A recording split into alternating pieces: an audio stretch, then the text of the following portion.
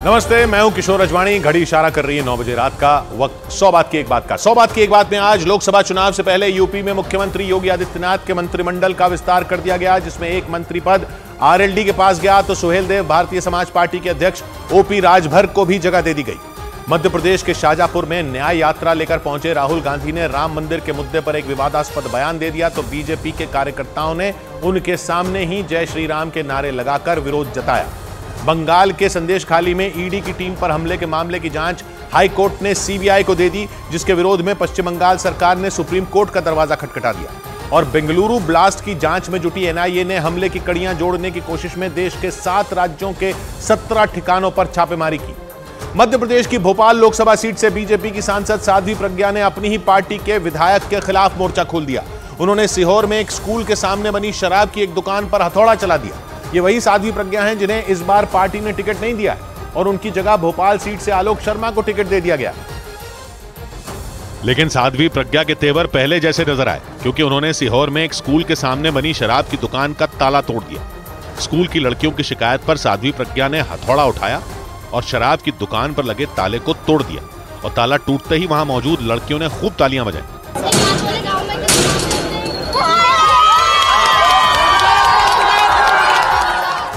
हथौड़े से पहले साध्वी प्रज्ञा ने ताला तोड़ने के लिए पत्थर उठाया, लेकिन तब तक एक लड़की हथौड़ा ले आई। इस हथौड़े से उन्होंने ताले पर तब तक मारा जब तक वो टूट नहीं गया। लेकिन इससे पहले साध्वी प्रज्ञा को ताला तोड़ने से रोकने की कोशिश की गई। पुलिस वालों ने उन्हें समझाया। एक पुलिस वाले ने तो हाथ तक जोड़ दिए।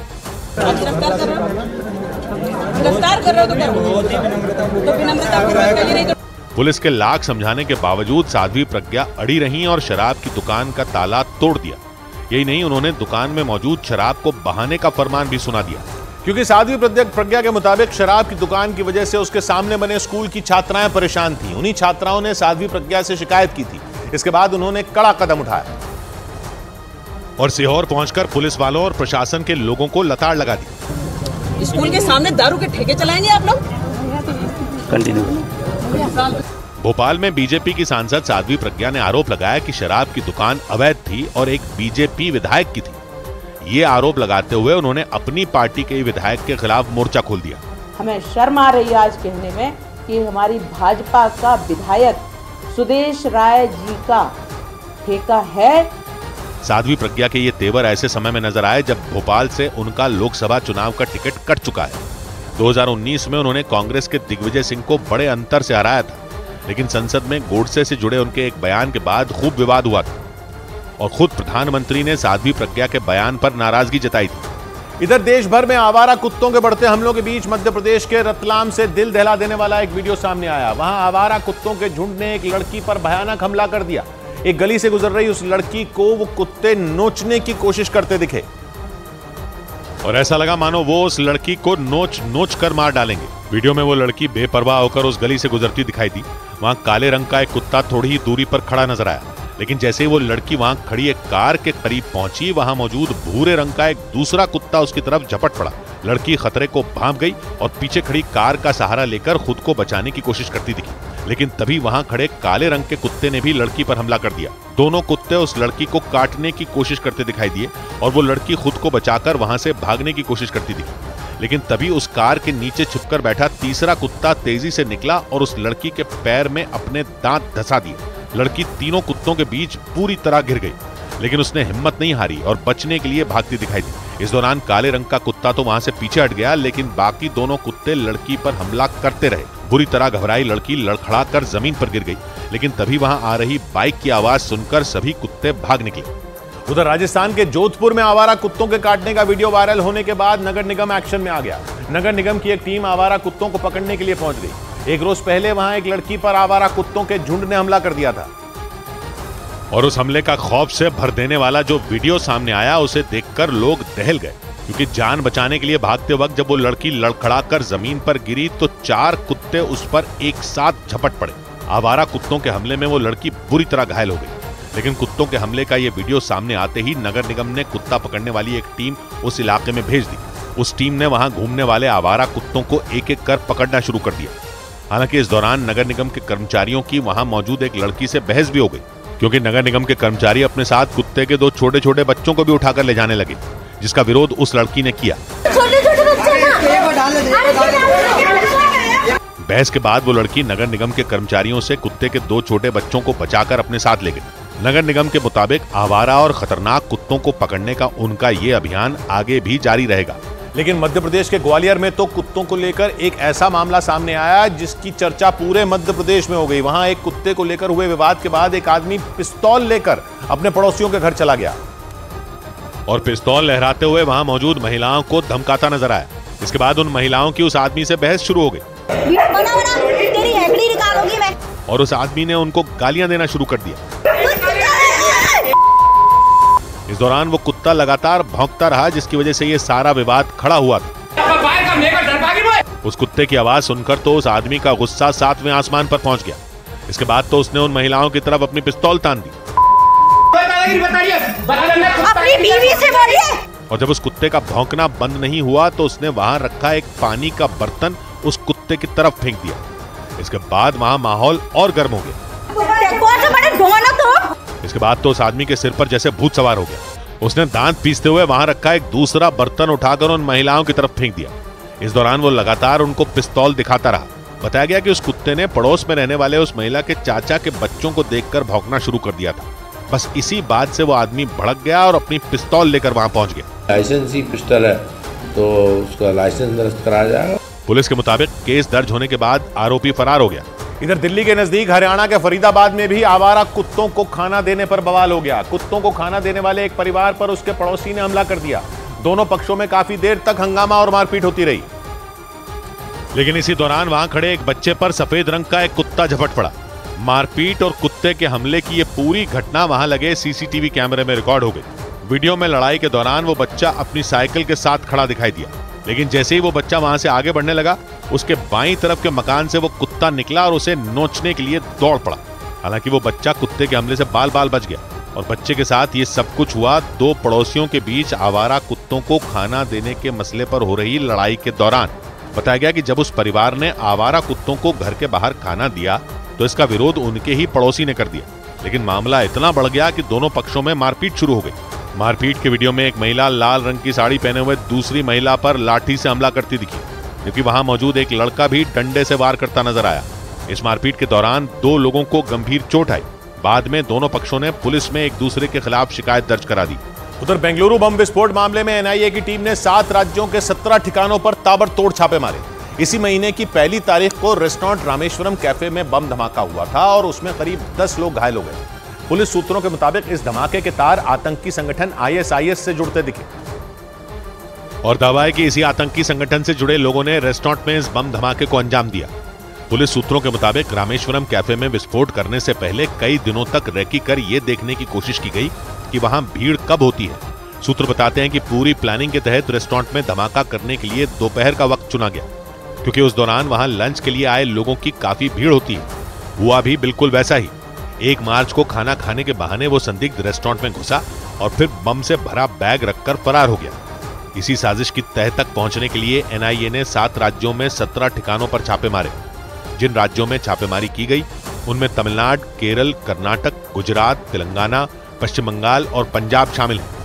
एनआईए को शक है कि आतंकी संगठन लश्कर-ए-तैयबा का एक मॉड्यूल कर्नाटक की जेलों में कट्टरवाद फैलाने में जुटा है। और जिन जगहों पर छापेमारी की गई वहां इस मॉड्यूल से जुड़े लोगों के छिपे होने का दावा किया गया। शक यह भी है कि बेंगलुरु धमाके को जिन लोगों ने अंजाम दिया उनकी मदद भी लश्कर के इसी मॉड्यूल ने की। इसीलिए एनआईए की टीम ने बेंगलुरु सेंट्रल जेल में भी जाकर छानबीन की। और पुलिस सूत्रों ने दावा किया कि रामेश्वरम कैफे में बम धमाका करने की साजिश कर्नाटक की सेंट्रल जेल में रची गई थी।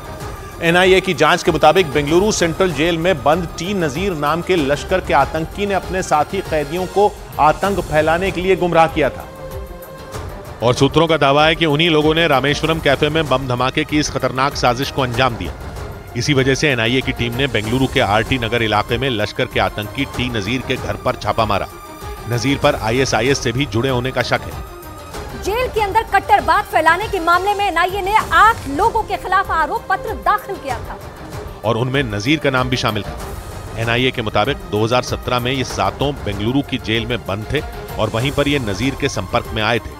नजीर इन्हें लश्कर में भर्ती करना चाहता था। सूत्रों के मुताबिक उसने सबसे पहले इन्हें अपनी बैरक में शिफ्ट करवाया और फिर इनका ब्रेन वॉश किया। जानकारी के मुताबिक आतंकी टी नजीर केरल के कन्नूर का रहने वाला है, जो 2013 से बेंगलुरु की सेंट्रल जेल में उम्र कैद की सजा काट रहा है। आरोप है कि नजीर ने जेल के अंदर रामेश्वरम कैफे में ब्लास्ट के लिए साथी कैदियों को उकसाया था। पुलिस सूत्रों ने दावा किया कि उन्हीं में जुनैद अहमद नाम का आदमी भी शामिल था। शक है कि उसी ने अपने साथियों की मदद से रेस्टोरेंट में बम ब्लास्ट को अंजाम दिया और इसीलिए एनआईए की टीम बम धमाके से जुड़े हर पहलू को खंगालने में जुट गई। सूत्रों ने दावा किया कि जिस संदिग्ध ने रामेश्वरम कैफे में बम विस्फोट किया वो बेहद शातिर था। दावा यह भी किया गया कि उसे पहचान छिपाने और जांच एजेंसियों को गुमराह करने की पूरी ट्रेनिंग दी गई थी, ताकि वो लोगों की नजरों में आए बिना रेस्टोरेंट में बम धमाके को आसानी से अंजाम दे सके।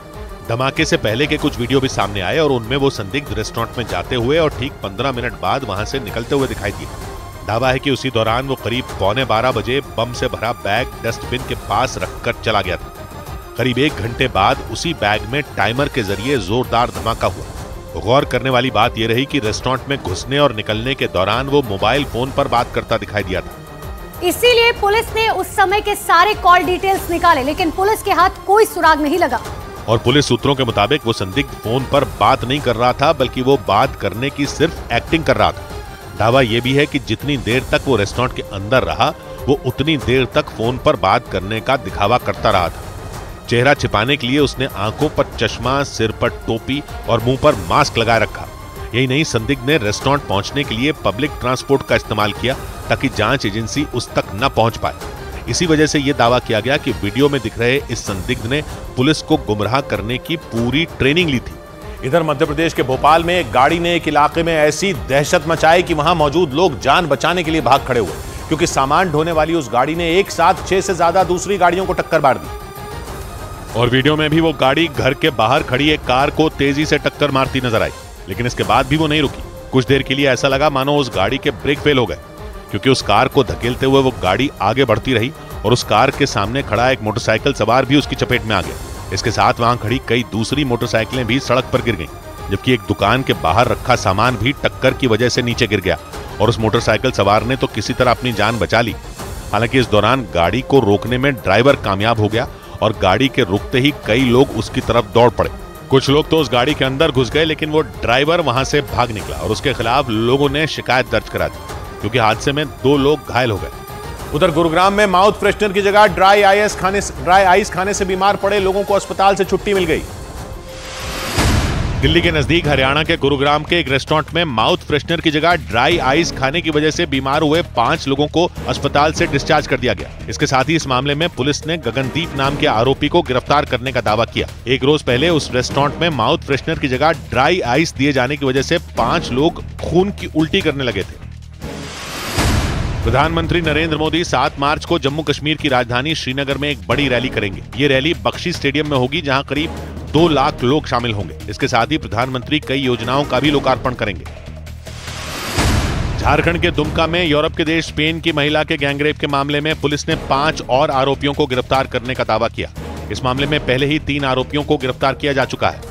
इस बीच मध्य प्रदेश के शाजापुर पहुंचे राहुल गांधी ने राम पर ऐसा बयान दिया कि उनका विरोध शुरू हो गया। राहुल गांधी की भारत जोड़ो न्याय यात्रा मध्य प्रदेश में, इसी दौरान उन्होंने राम पर बयान दिया और बखेड़ा खड़ा हो गया। उन्होंने शाजापुर में एक रोड शो के दौरान ये टिप्पणी की और बयान देने के कुछ ही देर बाद उनका विरोध हुआ। राहुल की गाड़ी जब सड़क से गुजरी तो उसी समय दूसरी तरफ खड़े कुछ लोगों ने जय श्री राम के नारे लगाए। नारेबाजी के बीच राहुल ने इन लोगों से हाथ भी मिलाया, लेकिन जय श्री राम के नारे लगते रहे। इससे पहले राहुल जब अपनी गाड़ी पर बैठे थे तो इन लोगों ने प्रधानमंत्री के नाम के नारे भी लगाए। मोदी मोदी मोदी मोदी। पीएम के नाम के नारे सुनकर राहुल गांधी अपनी गाड़ी से उतरे और इन लोगों से मिलने पहुंच गए। इन लोगों से मिलने के बाद राहुल वापस अपनी गाड़ी में गए। इस दौरान लगातार नारे लगते रहे। लोगों ने राहुल के सामने बार बार जय श्री राम के नारे लगाए। नारेबाजी के बीच गाड़ी में बैठे राहुल ने इन लोगों को फ्लाइंग किस दी और थम्स अप किया। लेकिन जब तक राहुल गांधी वहां रहे, सड़क के दूसरी तरफ खड़े लोग जय श्री राम के नारे लगाते रहे। एमपी के शाजापुर में अपने रोड शो में राहुल गांधी ने प्रधानमंत्री पर निशाना साधा और राम पर कुछ ऐसा बोल दिया कि सियासी पारा चढ़ गया। मोदी जी चाहते हैं कि आप दिन भर मोबाइल पे रहो, जय श्री राम बोलो और भूखे मर जाओ। राहुल ने जैसे ही ये बयान दिया वो बीजेपी के निशाने पर आ गए। वो क्या बोलते हैं, कितना बोलते हैं, ने छोड़ दीजिए। देश ने उनको गंभीरता से लेना बंद कर दिया। इससे पहले राहुल गांधी ने वाराणसी के दौरे पर यूपी के युवाओं से जुड़ा बयान दिया था। उसके बाद बीजेपी ने खूब आलोचना की थी और इस बार उन्होंने राम के नारे से जुड़ा बयान दे दिया और इसके कुछ ही देर बाद उन्हें लोगों के विरोध का सामना करना पड़ा। उधर मध्य प्रदेश के छिंदवाड़ा में लगे कमलनाथ के पोस्टर चर्चा में आ गए, क्योंकि इन पोस्टरों में कमलनाथ को मध्य प्रदेश का भावी मुख्यमंत्री बताया गया। छिंदवाड़ा में ये पोस्टर ऐसे समय में लगाए गए जब राहुल गांधी की भारत जोड़ो न्याय यात्रा मध्य प्रदेश में है। और इसी दौरान छिंदवाड़ा में लगे कमलनाथ और नकुलनाथ के पोस्टर चर्चा में आ गए। पोस्टर में नकुलनाथ की तस्वीर के नीचे तो छिंदवाड़ा सांसद लिखा दिखा, लेकिन कमलनाथ की तस्वीर के नीचे भावी मुख्यमंत्री लिखा नजर आया और इसीलिए इन पोस्टरों ने लोगों का ध्यान खींचा।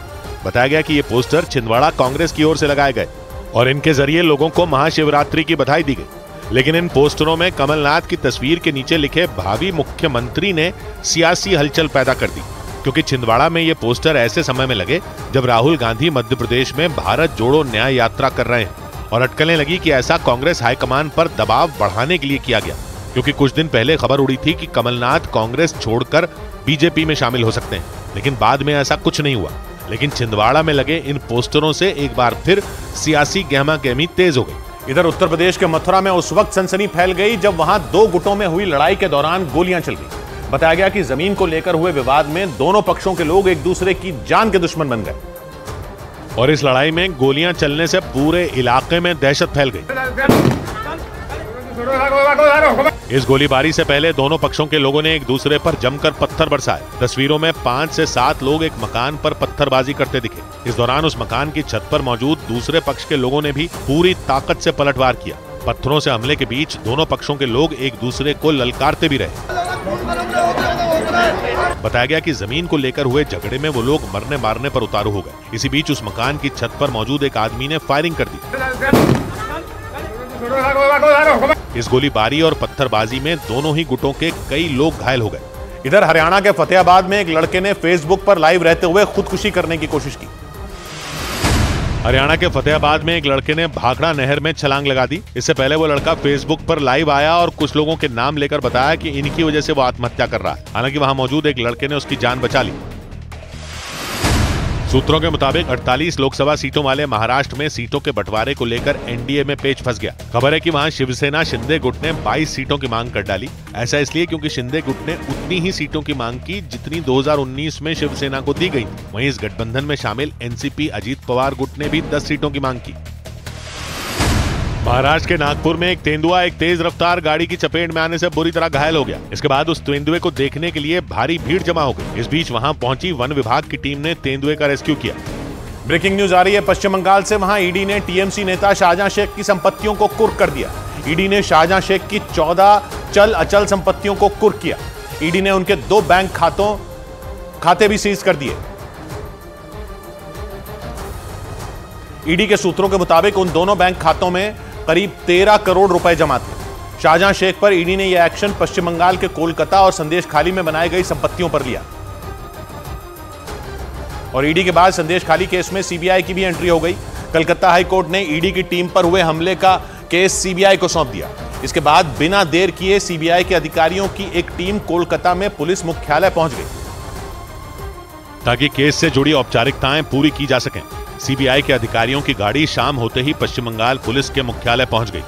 गाड़ी के पास मीडिया के कैमरे पहुंचे तो अधिकारियों ने गले में लटका सीबीआई का आई कार्ड भी दिखाया। शाहजहां शेख पश्चिम बंगाल में हुए राशन वितरण घोटाले में आरोपी हैं।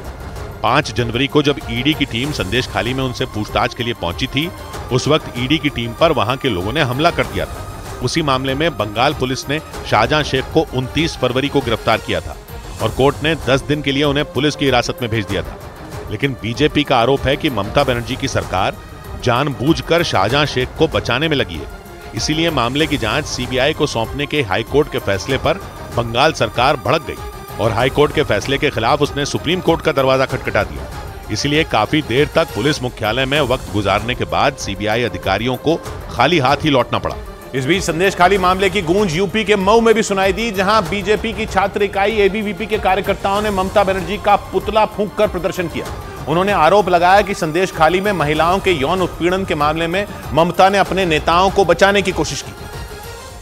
और इसी बात पर विरोध दर्ज कराने के लिए एबीवीपी के कार्यकर्ताओं ने ममता बनर्जी का पुतला फूंका। प्रदर्शन के दौरान एबीवीपी की कई कार्यकर्ता हाथों में तख्तियां लेकर सड़कों पर बैठी दिखाई दी। वो बीच बीच में पश्चिम बंगाल की मुख्यमंत्री ममता बनर्जी के खिलाफ नारे भी लगाती रही। उन्होंने आरोप लगाया कि संदेशखाली में महिलाओं के यौन उत्पीड़न के मामले में ममता बनर्जी ने चुप्पी साधे रखी। इस मामले में टीएमसी नेता शाहजहां शेख और उनके कई साथी आरोपी हैं। इसे लेकर पिछले महीने कई दिनों तक संदेशखाली में महिलाओं ने आगजनी और प्रदर्शन भी किए थे। माना जा रहा है कि आने वाले लोकसभा चुनावों में बीजेपी संदेशखाली की महिलाओं के आरोपों को बड़ा चुनावी मुद्दा बनाएगी। इधर दिल्ली के नजदीक उत्तर प्रदेश के नोएडा में साइबरथम मॉल में हुए एक हादसे के बारे में जिसने भी सुना वो दहल गया। वहां मॉल का स्लाइडिंग गेट गिरने से एक महिला का पैर टूट गया। वो महिला और उसका परिवार मॉल से बाहर निकल रहा था, तभी यह हादसा हो गया और इसके बाद वहां चीख पुकार मच गई, क्योंकि लोहे का बना भारी भरकम स्लाइडिंग गेट उस महिला के ऊपर जा गिरा। इस दौरान उसके साथ 2 बच्चे भी मौजूद दिखे, जो हादसे को देखकर रोते बिलखते नजर आए। वहां गेट के गिरने के बाद वो महिला जमीन पर लेट गई, क्योंकि गेट गिरने की वजह से उसका पैर टूट गया और उसके परिवार के लोग उसे संभालते दिखाई दिए। ऐसे कैसे हो सकता है गेट? नोएडा के सेक्टर 137 में साइबरथम मॉल में हुए हादसे से पहले का जो वीडियो सामने आया, उसमें वो महिला और उसके परिवार के लोग मॉल के मेन गेट के पास खड़े नजर आए और वो दोनों बच्चे भी खेलते दिखाई दिए। काफी देर तक सब कुछ सामान्य दिखा, तभी उन दोनों बच्चों ने स्लाइडिंग गेट को पकड़ा और उसे खींचते दिखाई दिए। इसी बीच स्लाइडिंग गेट सड़क की तरफ अचानक गिर गया। उस वक्त तो महिला गेट के बिल्कुल नजदीक खड़ी थी और वो हादसे का शिकार हो गई। वहीं वो बच्चे मॉल की तरफ खड़े दिखाई दिए, जो बाल बाल बच गए। इस हादसे के बाद महिला के परिवार ने मॉल की देखरेख करने वालों पर लापरवाही का आरोप लगाया और थाने में केस दर्ज करा दिया। उधर जम्मू कश्मीर में पाकिस्तान से लगने वाली सीमा के पास विस्फोटक से भरा एक पैकेट मिला। जम्मू कश्मीर के कठुआ में आरडीएक्स से भरा एक पैकेट मिलने से खलबली मच गई। ये पैकेट भारत पाकिस्तान सीमा के बेहद करीब मिला। सुरक्षा बल के जवानों के मुताबिक इस पैकेट में 250 ग्राम आरडीएक्स मिला, जिसे बाद में नष्ट कर दिया गया। लोकसभा चुनाव से पहले गुजरात में कांग्रेस को बड़ा झटका लगा। गुजरात कांग्रेस के बड़े नेता और पूर्व विधायक अर्जुन मोढवाडिया बीजेपी में शामिल हो गए। एक रोज पहले उन्होंने कांग्रेस पार्टी से इस्तीफा दे दिया था। यूएन में भारत की राजदूत रुचिरा कंबोज ने गाजा के हालात पर चिंता जाहिर की। उन्होंने यूएन में भाषण देते हुए गाजा में हुए नरसंहार और खाने की किल्लत पर दुख जताया। साथ ही ये दावा भी किया कि इस तरह का रवैया किसी भी कीमत पर स्वीकार नहीं किया जाना चाहिए। इस बीच केरल में हाथियों के हमले के मामले ने तूल पकड़ लिया। इस मामले में प्रदर्शन करने वाले कांग्रेस नेताओं को हिरासत में लेने पर बवाल और बढ़ गया। केरल के एर्नाकुलम में प्रदर्शन करने उतरे कांग्रेस कार्यकर्ताओं की तो पुलिस से धक्का मुक्की तक हो गई। यह सियासी हंगामा इसलिए हुआ क्योंकि कांग्रेस के एक विधायक और एर्नाकुलम कांग्रेस के अध्यक्ष को पुलिस ने हिरासत में ले लिया था। पार्टी के इन दोनों नेताओं ने हाथी के हमले में एक महिला की मौत का मुद्दा उठाया था और जैसे ही उन्हें हिरासत में लिया गया, केरल कांग्रेस भड़क गई। केरल के एर्नाकुलम में पार्टी के लोगों ने प्रदर्शन किया। उन्होंने मार्च निकाला और पुलिस के रोकने पर धक्का मुक्की की। ये खींचतान लंबी चली, लेकिन पुलिस ने इन लोगों का रास्ता रोके रखा। आगे नहीं बढ़ पाने पर ये लोग सड़क पर ही बैठ गए और इन्होंने बहुत देर तक नारेबाजी की, क्योंकि पुलिस ने कांग्रेस के विधायक मैथ्यू कुडिलनंदन और एर्नाकुलम कांग्रेस के अध्यक्ष मोहम्मद शियास को हिरासत में लिया था। इन दोनों नेताओं ने केरल में हाथियों के हमले का मुद्दा उठाया था, क्योंकि कुछ दिन पहले केरल के इडुक्की में हाथी के हमले में एक महिला की मौत हो गई थी। केरल में पिछले 1 महीने में हाथियों के हमलों में 5 लोगों की मौत हो चुकी है। वायनाड के लोग तो राज्य सरकार से हाथियों को मारने का अधिकार तक मांग चुके हैं। इधर राजस्थान के मुख्यमंत्री भजनलाल अचानक बीकानेर में सड़क किनारे बने एक सैलून में पहुंच गए। एक शादी समारोह में जाने से पहले उन्होंने उस सैलून में बाल कटवाए।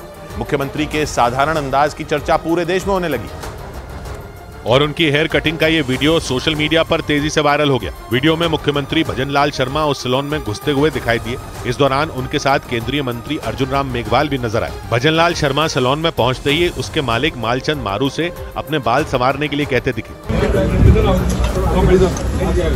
इसके बाद मुख्यमंत्री वहां रखी कुर्सी पर बैठ गए। मालचंद मारू ने कंघी से भजनलाल शर्मा के बाल संवारने शुरू किए, लेकिन तभी मुख्यमंत्री ने उनको रोका और सामने आने के लिए कहा। इसके बाद मुख्यमंत्री भजनलाल शर्मा ने सैलून मालिक मालचंद से बातचीत शुरू कर दी। मालचंद ने मुख्यमंत्री को बताया कि वो पीएम स्वनिधि योजना के लाभार्थी हैं। पीएम स्वनिधि योजना के तहत सरकार रेहड़ी पटरी वालों को 50,000 रुपए तक का लोन देती है और लोन लेने के लिए उन्हें बैंक के पास कुछ भी गिरवी रखने की जरूरत नहीं होती। इसी योजना के तहत मालचंद मारू ने अपने सैलून के लिए लोन लिया था। थोड़ी देर बातचीत के बाद मुख्यमंत्री का काफिला वहां से आगे बढ़ गया।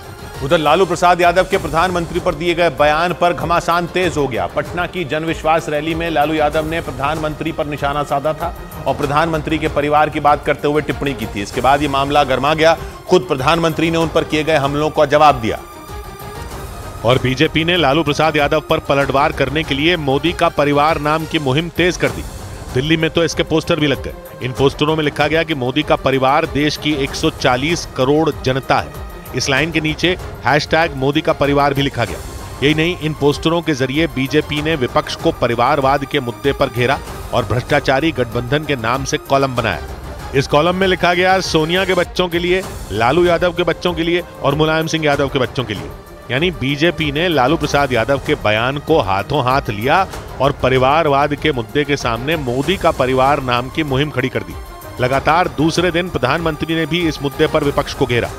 कांग्रेस और उसके साथी मोदी को, मोदी के परिवार को गाली देने पर उतर आए हैं। तेलंगाना के संगारेड्डी से एक दिन पहले प्रधानमंत्री ने आदिलाबाद में लालू प्रसाद यादव को जवाब दिया था और इसी के बाद बीजेपी नेताओं ने सोशल मीडिया पर मोदी का परिवार लिखना शुरू कर दिया। इस मुहिम ने 2019 की मैं हूं चौकीदार वाली मुहिम की याद दिला दी, क्योंकि बीजेपी ने मोदी का परिवार नाम की मुहिम भी उसी जोरों शोरों से आगे बढ़ाई और लालू प्रसाद यादव के पटना में दिए गए बयान पर सियासी जंग तेज हो गई। और केंद्रीय मंत्री स्मृति ईरानी ने चारा घोटाले का जिक्र करते हुए लालू प्रसाद यादव पर हमला किया। बड़ी विनम्रता से उस चारा चोर तक अगर आवाज जाए तो कहना चाहती हूँ, हम हैं मोदी का परिवार, ये नौजवान है मोदी का परिवार। इसके बाद आरजेडी ने भी बीजेपी पर पलटवार किया। आदरणीय लालू प्रसाद जी का परिवार पूरा देश का गरीब, गुरुआ, मजदूर, किसान दोनों के परिवारवाद में अंतर है। 2019 में राहुल गांधी ने रफाल डील का जिक्र करते हुए अपनी रैलियों में पीएम के खिलाफ नारा लगवाया था। इसके जवाब में पीएम ने सोशल मीडिया पर अपने नाम के आगे चौकीदार लिख दिया था और इस बार लालू यादव के बयान का जवाब बीजेपी नेताओं ने मोदी का परिवार लिख कर दिया। उधर अफगानिस्तान में बर्फबारी ने 39 लोगों की जान ले ली। अफगानिस्तान के कई इलाकों में हुई भारी बारिश और बर्फबारी की वजह से 39 से ज्यादा लोगों की मौत हो गई। इतना ही नहीं, 30 से ज्यादा लोग घायल हो गए, जबकि 14,000 से ज्यादा जानवरों की भी मौत हो गई। वहां के मौसम विभाग ने दावा किया कि आने वाले कुछ दिनों में भारी बर्फबारी हो सकती है।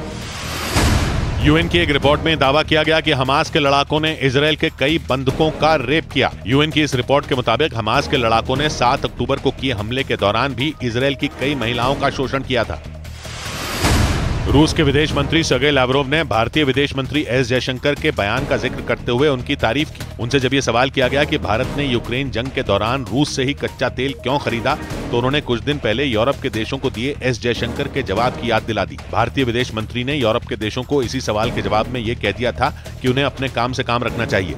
इधर पंजाब में आम आदमी पार्टी और कांग्रेस के बीच घमासान छिड़ गया। विधानसभा में बजट पेश होने से पहले कांग्रेस ने विरोध जताया।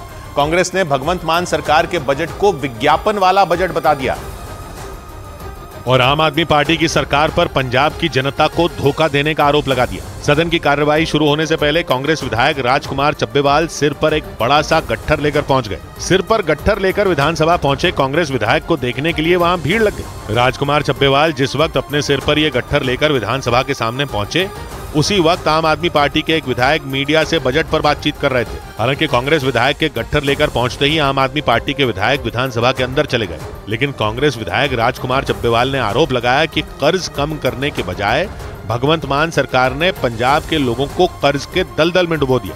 हरपाल चीमा नूं कहांगे वे झूठ दी पंड पेश कर, कर्जे दी पंड पेश कर, ना कि बजट पेश कर। क्यों? एक रोज पहले पंजाब विधानसभा में कांग्रेस और आम आदमी पार्टी के बीच जोरदार बहस भी हुई थी, जबकि कुछ ही दिन पहले लोकसभा चुनाव के लिए दोनों पार्टियों ने गठबंधन किया था। लेकिन पंजाब में दोनों ही पार्टी के नेताओं के बीच तलवारें खिंच गईं। पंजाब विधानसभा में एक रोज पहले हुए हंगामे से कांग्रेस नेता भड़क गए। बजट पेश होने से पहले मुख्यमंत्री भगवंत मान पर विधानसभा के अंदर अपशब्दों के इस्तेमाल का आरोप लगाकर कांग्रेस ने जोरदार प्रदर्शन किया और विधानसभा के गेट के बाहर बैठकर कांग्रेस के नेताओं ने भगवंत मान सरकार के खिलाफ जमकर नारेबाजी की।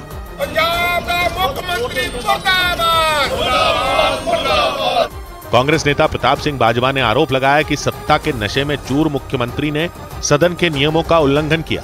ये ताकत दे नशे में चूर पर्सनलाइज्ड अटैक बच्चियां तक के बंदा आया। कांग्रेस ने अपने विधायक सुखविंदर कोटली पर मुख्यमंत्री भगवंत मान की विवादास्पद टिप्पणी को मुद्दा बनाकर प्रदर्शन किया। हाथों में तख्तियां लेकर कांग्रेस के विधायक जमीन पर बैठ गए। विधानसभा के बाहर प्रदर्शन के दौरान कांग्रेस विधायकों ने विधानसभा अध्यक्ष से भगवंत मान पर कार्रवाई की मांग की। एक रोज पहले विधानसभा की कार्यवाही के दौरान भगवंत मान कांग्रेस पर बुरी तरह उखड़ गए थे।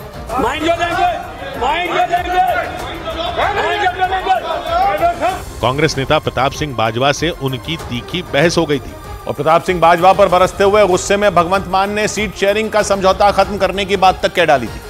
दोनों नेताओं में यह विवाद आम आदमी पार्टी और कांग्रेस के बीच 2024 के लोकसभा चुनाव के लिए बने विपक्षी गठबंधन के बाद हुआ। लेकिन इसके बावजूद पंजाब में दोनों पार्टियों के नेताओं के बीच जंग की तलवारें खिंच गईं। एक रोज पहले विधानसभा में मुख्यमंत्री भगवंत मान ने तो सीट शेयरिंग का समझौता तोड़ देने तक की चेतावनी दे दी थी। मुख्यमंत्री साहब दोनों पार्टियों के बीच लोकसभा चुनाव के लिए हुए समझौते के मुताबिक दिल्ली में आम आदमी पार्टी 4 सीटों पर चुनाव लड़ेगी, जबकि कांग्रेस के खाते में 3 सीटें गईं। दोनों पार्टियों के बीच तय हुआ था कि पंजाब में दोनों पार्टियों के बीच कोई समझौता नहीं होगा, यानी पंजाब में आम आदमी पार्टी और कांग्रेस अलग अलग मैदान में उतरेगी। लेकिन इस समझौते के बाद भी पंजाब में कांग्रेस और आम आदमी पार्टी के नेताओं के बीच घमासान न सिर्फ तेज हो गया, बल्कि दोनों पार्टियों के नेताओं की तल्खी भी सामने आ गई। इधर उत्तर प्रदेश के मुजफ्फरनगर में बारातियों के बीच ऐसी मारपीट हुई जहां मौजूद दूसरे लोग भी देखकर दंग रह गए। बारातियों के बीच पहले अपनी पसंद के गाने पर डांस करने की वजह से विवाद शुरू हुआ, लेकिन कुछ देर में बात इतनी बढ़ गई कि लोग 2 गुटों में बढ़ गए और मारपीट शुरू कर दी। और सड़क के किनारे दोनों गुटों के लोग एक दूसरे को घेर कर पीटते नजर आए। वीडियो में 7 से 8 लोग नीले रंग की शर्ट पहने एक लड़के को थप्पड़ मारते दिखाई दिए। वहां उनमें 2 लड़कों ने उसके बाल खींचे और चेहरे पर घूंसों की बरसात कर दी, लेकिन नीले रंग की शर्ट पहने उस लड़के को बचाने के लिए 2 महिलाएं उन लोगों से भिड़ गईं और भीड़ के बीच से खींचकर उसे बाहर निकालती दिखी। तभी वहां 5 से 6 और लोगों ने टी-शर्ट पहने एक दूसरे लड़के को पकड़ लिया और लहूलुहान होने तक उसे बुरी तरह पीटते रहे। इस दौरान वहां अफरा तफरी मच गई और उन लोगों ने सड़क जाम कर दी। मारपीट करने वाले दोनों गुटों के लोग बाराती बताए गए, जो बारात लेकर दूसरे गांव से वहां पहुंचे थे, लेकिन अपनी पसंद के गाने पर डांस करने की बात पर उनके बीच कहासुनी शुरू हुई और कहासुनी थोड़ी ही देर में हिंसक झड़प में तब्दील हो गई। विवाद करने वाले पक्षकार आपस में रिश्तेदार है। हालांकि जबरदस्त हंगामे और मारपीट की जानकारी मिलने पर पुलिस वहां पहुंची और कई लोगों को हिरासत में ले लिया। इस बीच दिल्ली पुलिस ने नकली पुलिस अधिकारी बनकर ठगी करने वालों को धर दबोचा।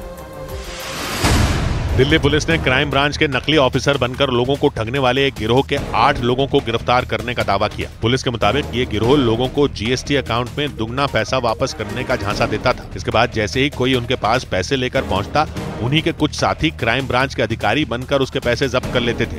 कैश अभी तक बरामद किया गया है, उसकी टोटल वैल्यू तकरीबन 16.5 लाख रुपए है।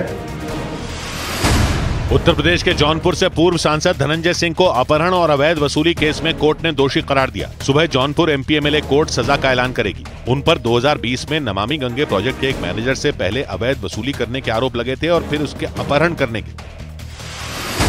दिल्ली सरकार ने जल्द ही मोहल्ला क्लिनिक की तर्ज पर मोहल्ला बसें शुरू करने की तैयारी कर ली। दिल्ली के परिवहन मंत्री कैलाश गहलोत ने इन बसों का जायजा लिया। ये बसें दिल्ली के भीड़ भाड़ वाले उन इलाकों में चलाई जाएंगी जहां से बड़ी बसों का गुजरना मुश्किल होता है। 2080 बसों का हम ऑर्डर ये दे चुके हैं और पहला लॉट जो है हम उम्मीद कर रहे हैं कि अगले महीने आ जाएंगे।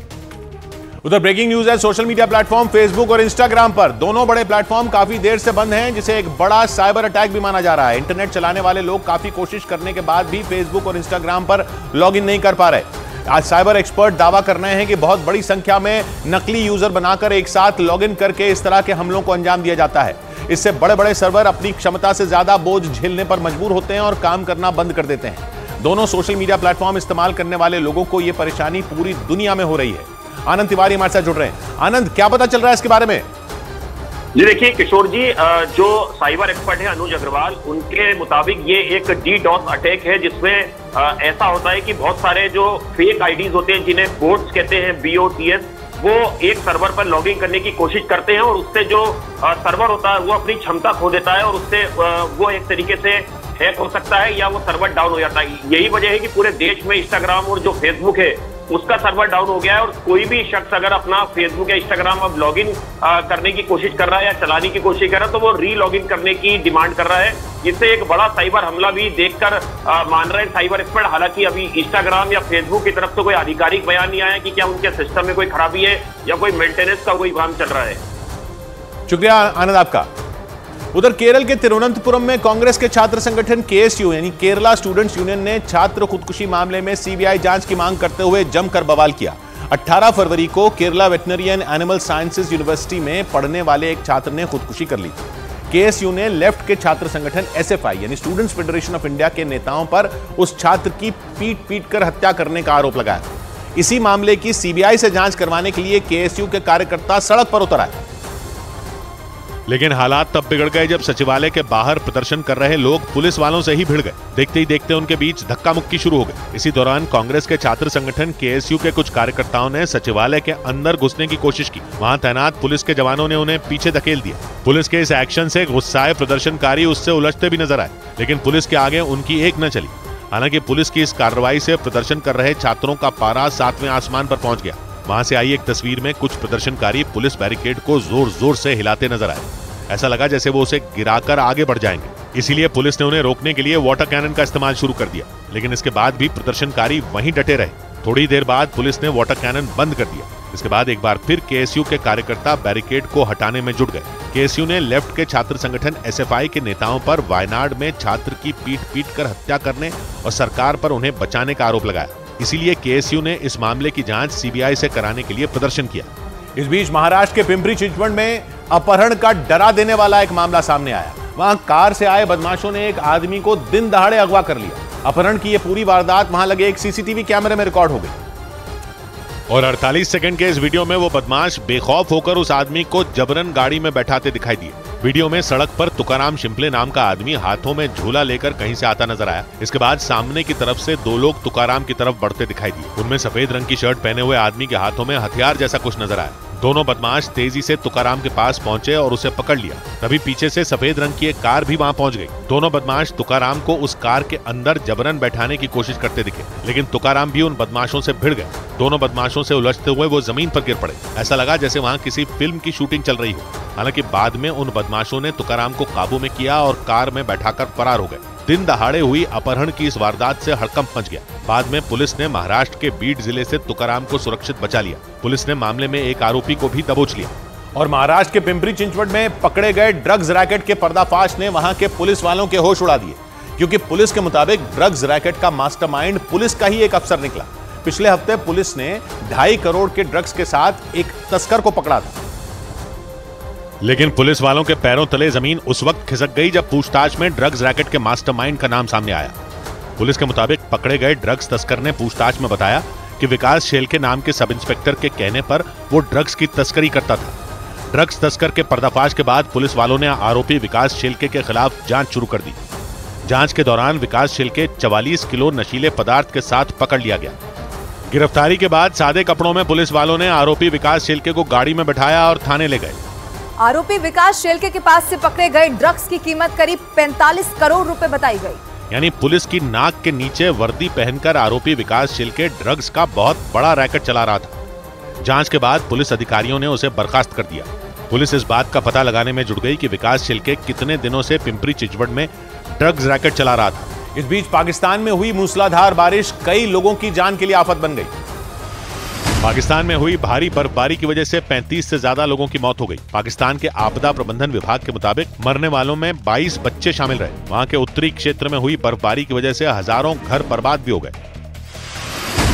खबर है कि 48 लोकसभा सीटों वाले महाराष्ट्र में महाविकास अघाड़ी में सीट शेयरिंग का मुद्दा एक बार फिर उलझ गया। एनसीपी शरद पवार गुट ने 15 सीटों की मांग कर दी। वहां पहले से ही शिवसेना उद्धव गुट 20 और कांग्रेस भी 20 सीटों की मांग कर रही है। सीट शेयरिंग को लेकर सुबह महाविकास अघाड़ी की एक बड़ी बैठक होगी।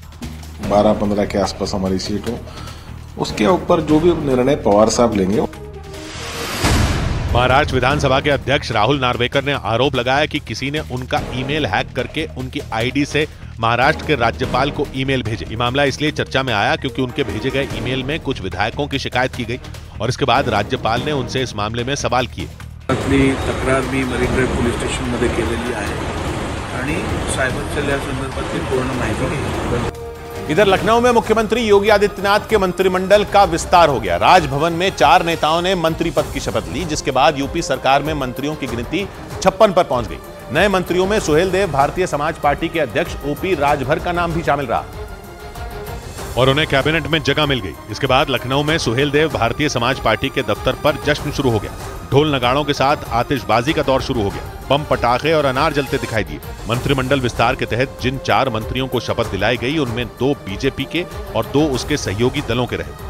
सहयोगी दलों के नेताओं में एक ओपी राजभर रहे और दूसरा नाम आरएलडी के अनिल कुमार का था। इसके अलावा बीजेपी के एमएलसी दारा सिंह चौहान और साहिबाबाद से विधायक सुनील शर्मा को भी मंत्री पद की शपथ दिलाई गई। माना जा रहा है कि लोकसभा चुनाव से पहले हुए मंत्रिमंडल विस्तार के जरिए जातीय समीकरण के साथ सहयोगी दलों को भी साधने की कोशिश की गई। सीएम योगी आदित्यनाथ ने ट्वीट कर नए मंत्रियों को बधाई और शुभकामनाएं भी दी। उधर दक्षिण अमेरिकी देश पेरू में हुए एक सड़क हादसे का ऐसा वीडियो सामने आया जिसे देखकर लोगों के रोंगटे खड़े हो गए। वहां एक नेशनल हाईवे से गुजर रहे ट्रकों पर अचानक बड़े बड़े पत्थर गिर गए। यह हादसा एक ट्रक में लगे डैश कैम में रिकॉर्ड हो गया और उसमें एक टैंकर के ठीक ऊपर भारी भरकम पत्थर आकर गिरता दिखा। हाईवे पर चल रही गाड़ियों के दाईं ओर खूबसूरत पहाड़ियां दिखी जिनसे बड़े बड़े पत्थर हाईवे पर गिरते नजर आए। महज 10 सेकंड में जो हुआ वो इतना खौफनाक था कि उसे देखकर किसी के भी पैरों तले जमीन खिसक जाए। सुबह के खुशनुमा मौसम में हाईवे पर कुछ ट्रक एक साथ जाते दिखे। जिस ट्रक के डैश कैम से वीडियो रिकॉर्ड हुआ उसके ठीक सामने एक टैंकर चलता दिखा। टैंकर पर जो पत्थर गिरा वो इतना बड़ा था कि जैसे पहाड़ का टुकड़ा ही टूटकर नीचे गिर गया हो। इतना बड़ा पत्थर की भारी भरकम टैंकर एक झटके में कबाड़ में बदल गया और हाईवे से लुढ़ककर खाई में गिरता दिखाई दिया। इस दौरान वहां ताबड़तोड़ पत्थर गिरते रहे क्योंकि लगातार हो रही बारिश की वजह से अचानक पहाड़ों का दरकना शुरू हो गया और उसके बाद तो पहाड़ों से पत्थरों का गिरना रुका ही नहीं। पहाड़ों से पत्थरों को गिरते देख हाईवे से गुजर रहे लोगों की सांसें अटक गईं। लेकिन किसी को भी संभलने तक का मौका नहीं मिला। हाईवे के बीचों बीच सड़क गायब हो गई और इसे देखकर पीछे चल रहे ट्रक के ड्राइवर ने तुरंत ब्रेक लगा दी। उसने ट्रक को जैसे ही रिवर्स गियर में चलाना शुरू किया उस पर भी पत्थर बरसने शुरू हो गए। बड़े बड़े पत्थर गिरने के बाद डैश कैम के आगे का हिस्सा भी टूट गया।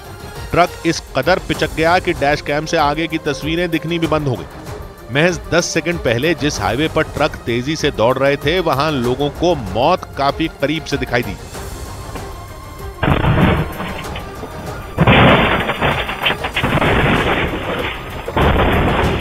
हैरानी की बात यह रही कि इस हादसे का शिकार हुई दोनों गाड़ियों के ड्राइवरों की जान बच गई।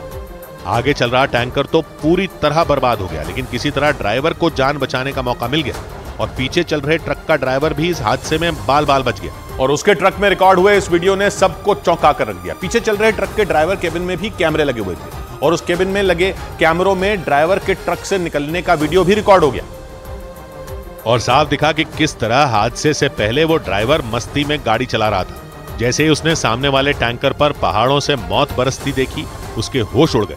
कुछ सेकंड के लिए उसने ट्रक पीछे लेने की कोशिश की, लेकिन जैसे ही ट्रक पर पत्थर बरसे उसकी हिम्मत जवाब दे गई। उसने किसी भी कीमत पर ट्रक से निकलकर जान बचाने की कोशिश शुरू कर दी। पहाड़ों से सिर्फ बड़े बड़े पत्थर नहीं बल्कि छोटे छोटे पत्थर भी बरस रहे थे। बाहर निकलना भी खतरे से खाली नहीं था। पहाड़ों से गिरते पत्थरों की चपेट में आने से उसकी जान भी जा सकती थी, लेकिन ट्रक में बैठे रहना ज्यादा खतरनाक साबित होता। हादसे के दौरान उसका बर्ताव और उसके हाव भाव 2 अलग अलग कैमरों में रिकॉर्ड हुए। गनीमत यह रही कि वो ड्राइवर अपनी जान बचाने में कामयाब रहा, लेकिन सन मतेओ में हुई इस घटना में दोनों ट्रक और टैंकर पूरी तरह तबाह हो गए। इधर दावा किया गया कि नफे सिंह हत्याकांड की साजिश विदेश में रची गई। हरियाणा के झज्जर में हुई आईएनएलडी के प्रदेश अध्यक्ष नफे सिंह की हत्या के मामले के तार विदेश से जुड़ गए। पुलिस के मुताबिक इस मामले में गिरफ्तार किए गए दोनों शूटरों ने दावा किया कि उन्हें फायरिंग के ऑर्डर विदेश में बैठे उनके हैंडलर से मिले थे। कलकत्ता हाईकोर्ट के जस्टिस अभिजीत गंगोपाध्याय गुरुवार को बीजेपी में शामिल होंगे। सुबह ही उन्होंने अपने पद से इस्तीफा दे दिया था। खबर है कि वो पश्चिम बंगाल की तामलुक लोकसभा सीट से चुनाव भी लड़ सकते हैं।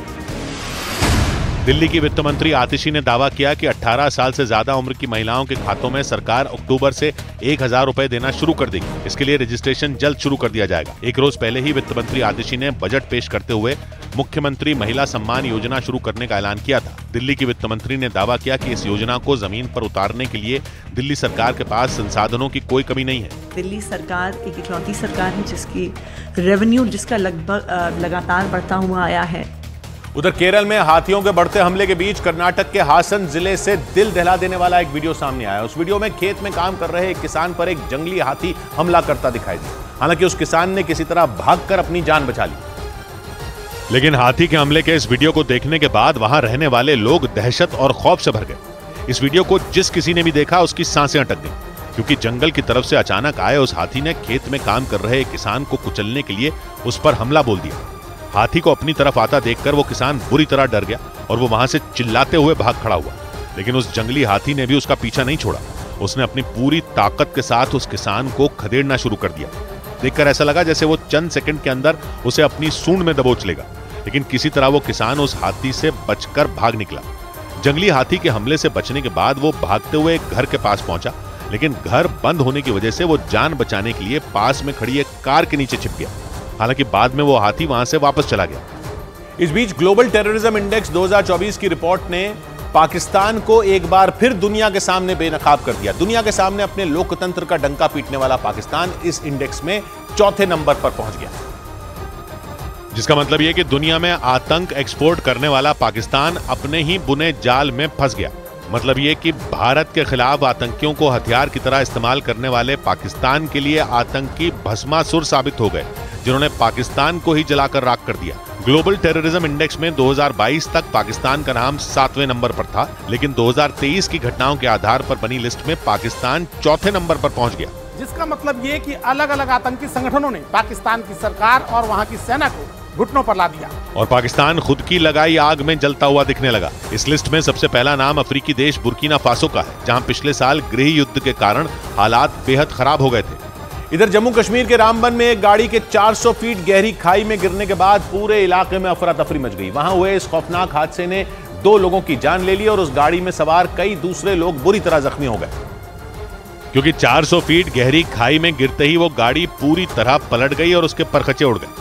वीडियो में उस गाड़ी के पलटने के बाद चारों पहिए ही नजर आए और उसके सारे हिस्से टूटकर झाड़ियों में बिखर गए। जम्मू श्रीनगर नेशनल हाईवे पर हुआ यह हादसा इतना भीषण था कि उसकी खबर लगते ही वहां लोगों की भीड़ जुट गई। वहां घायलों को गंभीर हालत में देखकर वो लोग घबरा गए। वहीं अपनों को खोने की वजह से कुछ लोग रोते दिखाई दिए, जबकि कुछ महिलाएं घायल हुए लोगों की मदद करती दिखी। यह हादसा रात के वक्त हुआ। बताया गया कि वो गाड़ी हाईवे पर मोड़ ले रही थी, लेकिन उसका संतुलन बिगड़ गया और वो अचानक गहरी खाई में गिर गई और उस गाड़ी में सवार 2 लोगों की जान चली गई। इसके साथ ही कई लोग जख्मी हो गए। उनकी जान बचाने के लिए रेस्क्यू ऑपरेशन चलाया गया। उधर गुजरात के महसाणा में उस वक्त हड़कंप मच गया जब वहां 2 हाउसिंग सोसाइटियों में रहने वाले लोग आपस में भिड़ गए। उनके बीच जमकर पथराव हुआ और उसमें कुछ लोग घायल भी हो गए। बवाल तब शुरू हुआ जब सड़क बनाने के लिए विवाद में दोनों हाउसिंग सोसाइटियों के लोग आमने सामने आ गए और थोड़ी देर बाद उनके बीच पत्थरबाजी शुरू हो गई। महसाणा में हुई इस घटना के कुछ वीडियो भी सामने आए। उनमें रात के वक्त दोनों हाउसिंग सोसाइटियों में रहने वाले लोग एक दूसरे पर पत्थरों की बारिश करते दिखाई दिए। वहां से आए एक दूसरे वीडियो में कुछ लोग सड़क पर पथराव करते नजर आए। पथराव की वजह से दोनों हाउसिंग सोसाइटियों के बीच का रास्ता पत्थरों से पट गया। बताया गया कि साकार और धनंजय नाम की 2 हाउसिंग सोसाइटियों के बीच काफी वक्त से सड़क बनाने पर विवाद चल रहा था। एक रोज पहले भी इसी बात पर वहां रहने वाले लोगों के बीच कहासुनी शुरू हुई, लेकिन चंद ही मिनटों में कहासुनी ने झगड़े का रूप ले लिया और दोनों हाउसिंग सोसाइटियों में रहने वाले लोग एक दूसरे के दुश्मन बन गए। हालांकि बाद में पुलिस ने किसी तरह मामले को शांत करवाया। जानकारी के मुताबिक पत्थरबाजी की इस घटना में 5 लोग घायल हो गए। इधर बेंगलुरु में कई जगहों पर विस्फोट की धमकी देने वाले पर पुलिस ने एक्शन ले लिया। बेंगलुरु में हुए ब्लास्ट के एक दिन बाद राज्य के कई हिस्सों में बम विस्फोट की धमकी देने वाले एक आरोपी के खिलाफ केस दर्ज कर लिया गया। पुलिस के मुताबिक शाहिद खान नाम के उस आरोपी ने राज्य के मुख्यमंत्री, उप मुख्यमंत्री, गृह मंत्री और बेंगलुरु के कमिश्नर को ईमेल के जरिए बेंगलुरु के मंदिरों, बस अड्डों और रेलवे स्टेशन में ब्लास्ट की धमकी दी।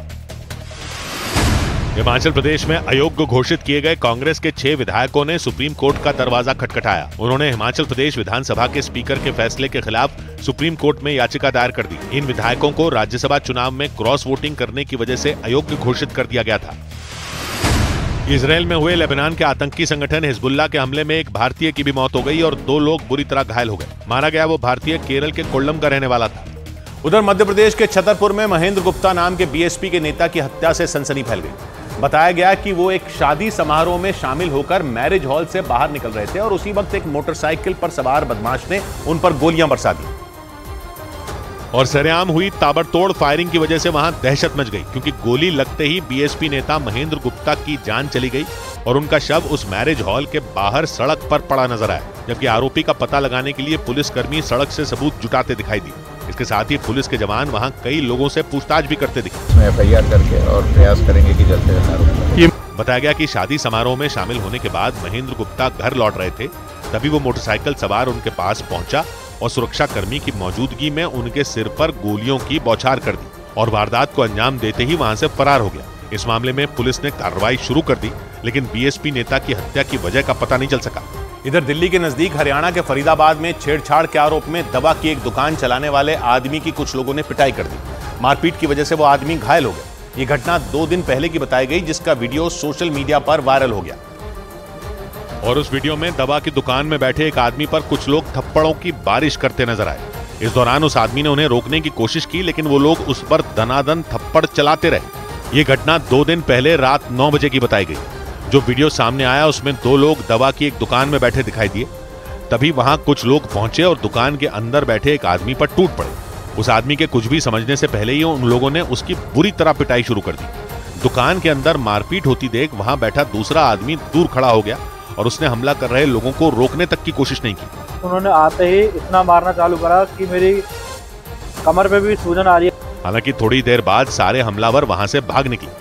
बताया गया कि मारपीट करने वाले लोगों ने दुकान चलाने वाले उस आदमी पर एक लड़की को मैसेज भेजकर परेशान करने का आरोप लगाया। इस घटना के बाद पुलिस ने केस दर्ज कर आरोपियों की तलाश शुरू कर दी। उधर दक्षिण अमेरिकी देश बोलीविया में भारी बारिश के बाद उफान पर आई नदी सैकड़ों मकानों के लिए खतरा बन गई। 2 दिन से जारी मूसलाधार बारिश की वजह से वहां के लोगों का जीना मुहाल हो गया और वहां की सड़कों पर बिजली की रफ्तार से पानी बहता नजर आया। नदी के बढ़ते कटाव से वहां के रिहायशी इलाकों में दहशत फैल गई, क्योंकि वहां से आई तस्वीरों को देखकर ऐसा लगा जैसे उस नदी के किनारे बसे घर किसी भी वक्त उसमें समा जाएंगे। सड़कों पर बहता तेज रफ्तार पानी सब कुछ अपने साथ बहा ले जाने पर आमादा नजर आया। वहां से आई एक तस्वीर में एक ट्रैक्टर पानी के बीच उल्टा पड़ा नजर आया।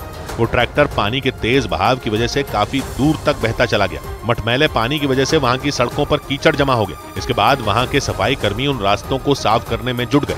बताया गया कि भारी बारिश और उफनती नदी की वजह से वहां एक आदमी की जान चली गई और इसीलिए वहां के मौसम विभाग ने 11 मार्च तक के लिए बारिश का रेड अलर्ट जारी कर दिया। इस बीच लंदन की एक इमारत में लगी आग में फंसे हुए लोगों को बचाने का एक ऐसा वीडियो सामने आया कि उसे जिसने भी देखा उसकी जान हलक में अटक गई। उस वीडियो में कई पुलिसकर्मी एक जलती इमारत से लोगों का रेस्क्यू करते नजर आए। घटना के 1 दिन बाद लंदन की पुलिस ने खुद ये वीडियो जारी किया और उस वीडियो में कुछ पुलिसकर्मी उस जलती इमारत में घुसते नजर आए। वहां फंसे लोगों को ढूंढने के लिए उनमें एक पुलिसकर्मी ने एक कमरे का दरवाजा तोड़ दिया। इसी दौरान कुछ लोग जान बचाने के लिए ऊपर वाली मंजिल से दौड़कर नीचे आ गए। इसके बाद उन पुलिसकर्मियों ने उनको बाहर निकाला। इस दौरान उस इमारत के बाहर खड़ी दमकल कर्मियों की टीम आग पर काबू पाने की कोशिश करती रही, जबकि एक पुलिसकर्मी ऊपर वाली मंजिल पर फंसे लोगों को समझाता नजर आया। इसके बाद लोहे की सीढ़ी की मदद से उन सभी लोगों को सुरक्षित उस इमारत से बाहर निकाल लिया गया। बताया गया कि उस इमारत में 160 से ज्यादा लोग फंसे हुए थे, जिसकी जानकारी मिलते ही लंदन पुलिस की एक टीम वहां पहुंची और लोगों को बचाने में जुट गई। पुलिस के मुताबिक जानबूझकर आग लगाने के शक में एक आदमी को हिरासत में लिया गया। इधर गुजरात के द्वारका में ऐसा खौफनाक हादसा हुआ कि इसका वीडियो देखने वाले लोगों के होश उड़ गए। वहां एक मोटरसाइकिल पर सवार होकर 2 लड़कियां सड़क से गुजर रही थी। इसी बीच एक ट्रैक्टर ने उन्हें जोरदार टक्कर मार दी और भीषण टक्कर लगते ही वहां चीख पुकार मच गई। हादसे से कुछ देर पहले वीडियो में वो ट्रैक्टर सड़क पर धीमी रफ्तार से चलता नजर आया। इस दौरान वो दोनों लड़कियां भी उस मोटरसाइकिल पर सवार होकर आगे बढ़ती दिखी। तभी ड्राइवर ने अपने दाहिने तरफ मुड़ने के लिए उस ट्रैक्टर को थोड़ा घुमाया और टर्न लेने की कोशिश करता दिखा। इस बीच वो लड़कियां भी अपनी बाईं ओर जाने के लिए मोटरसाइकिल को मोड़ती दिखाई दी। थोड़ी देर में उस ट्रैक्टर का एक पहिया वहां कीचड़ वाली सड़क पर पहुंच गया और वो मोटरसाइकिल उस ट्रैक्टर से टकरा गई और फिसलती हुई आगे बढ़ गई। इसके बाद जो हुआ, ब्रेक के बाद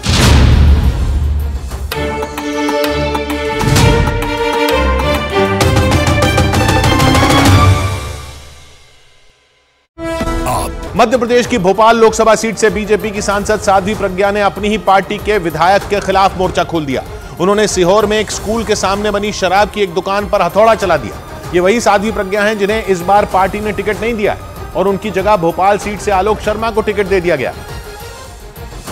लेकिन साध्वी प्रज्ञा के तेवर पहले जैसे नजर आए, क्योंकि उन्होंने सीहोर में एक स्कूल के सामने बनी शराब की दुकान का ताला तोड़ दिया।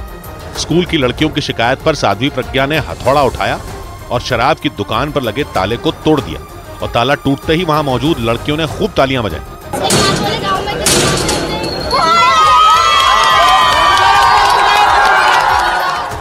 हथौड़े से पहले साध्वी प्रज्ञा ने ताला तोड़ने के लिए पत्थर उठाया, लेकिन तब तक एक लड़की हथौड़ा ले आई। इस हथौड़े से उन्होंने ताले पर तब तक मारा जब तक वो टूट नहीं गया। लेकिन इससे पहले साध्वी प्रज्ञा को ताला तोड़ने से रोकने की कोशिश की गई। पुलिस वालों ने उन्हें समझाया।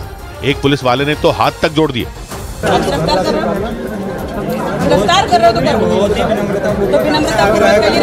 पुलिस के लाख समझाने के बावजूद साध्वी प्रज्ञा अड़ी रहीं और शराब की दुकान का ताला तोड़ दिया। यही नहीं, उन्होंने दुकान में मौजूद शराब को बहाने का फरमान भी सुना दिया, क्योंकि साध्वी प्रज्ञा के मुताबिक शराब की दुकान की वजह से उसके सामने बने स्कूल की छात्राएं परेशान थीं। उन्हीं छात्राओं ने साध्वी प्रज्ञा से शिकायत की थी। इसके बाद उन्होंने कड़ा कदम उठाया और सीहोर पहुंचकर पुलिस वालों और प्रशासन के लोगों को लताड़ लगा दी। स्कूल के सामने दारू के ठेके चलाएंगे आप लोग? कंटिन्यू। भोपाल में बीजेपी की सांसद साध्वी प्रज्ञा ने आरोप लगाया कि शराब की दुकान अवैध थी और एक बीजेपी विधायक की थी। ये आरोप लगाते हुए उन्होंने अपनी पार्टी के विधायक के खिलाफ मोर्चा खोल दिया। हमें शर्म आ रही है आज कहने में कि हमारी भाजपा का विधायक सुदेश राय जी का ठेका है। साध्वी प्रज्ञा के ये तेवर ऐसे समय में नजर आए जब भोपाल से उनका लोकसभा चुनाव का टिकट कट चुका है।